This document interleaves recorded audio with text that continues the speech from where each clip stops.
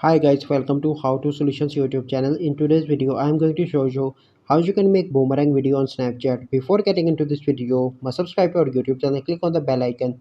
The first step is you need to open Play Store and update Snapchat application. So once you complete that step, simply need to go back and open Snapchat. Once you open Snapchat, you simply need to record a video. So I'm going to record a video.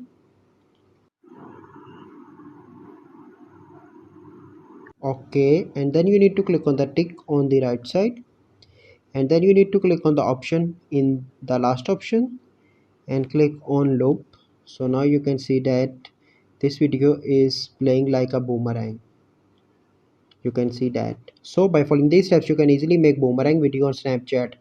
I hope you find this video helpful. If you find this video helpful, must like this video, subscribe to our YouTube channel for future videos. We'll see you in the next video. Thank you. Have a good day.